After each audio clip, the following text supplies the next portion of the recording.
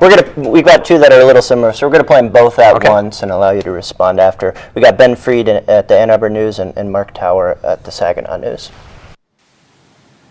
Hi, I'm Ben Freed, a general assignments reporter at the Ann Arbor News.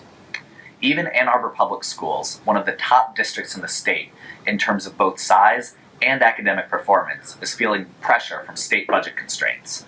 The superintendent and school board president recently released a joint statement saying the district will have to work collaboratively in facing our persistent challenges with inadequate school funding from the state. What can be done at the state level that isn't being done now to ensure that school districts have a sense of stability? And do you see further consolidation of school districts across the state as a possible solution or even a necessary remedy moving forward? Thanks, Governor. Saginaw County is no stranger to school districts in distress. Two of our districts are currently working with the state to eliminate large deficits. One district folded entirely last year, and taxpayers just last month rejected a millage intended to pay off the district's $4 million in debt. Given the challenges facing school boards in Saginaw County and across the state, what will be your strategy moving forward to help our public schools both remain fiscally solvent and to do right by the students in terms of maintaining and improving academic achievement? So, Governor, obviously some very different circumstances there. Ann Arbor tends to be an affluent area.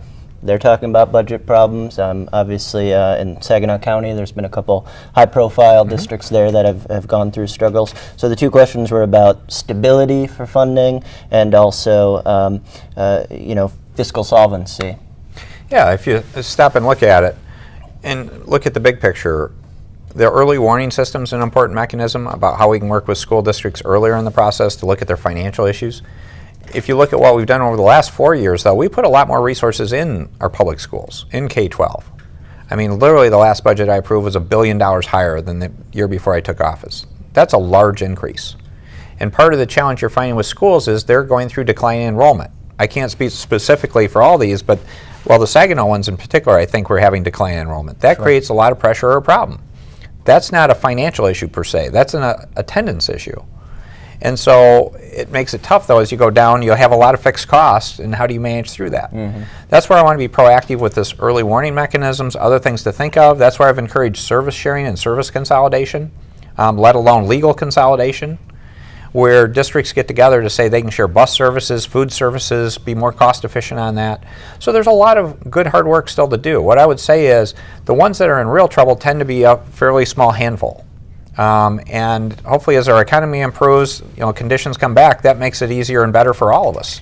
That's the point of more and better jobs. It helps strengthen our economy, gives us more resources, and actually hopefully get our population growing again. That's another feature, to have more kids in these schools. Sure.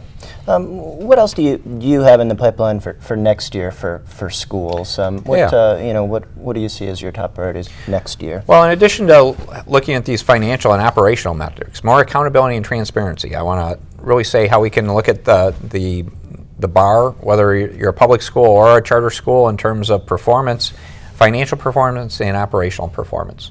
Beyond that, there are two areas that I really want to focus in on.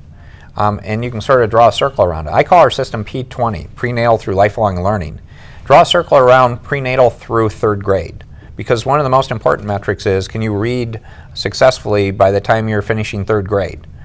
That's something we need to do better on, and you can't start in third grade. So it's really, how do we resource that? We've done a lot by bringing in the huge preschool investment we have, but I want to get better and better to say what kind of programs we can offer, how we can partner with schools on being better at that. So that section one in particular. The other one is the intersection between high school and higher education. I think there's a lot of great opportunity, because that's where you find career tech education, Emily, as you mentioned earlier.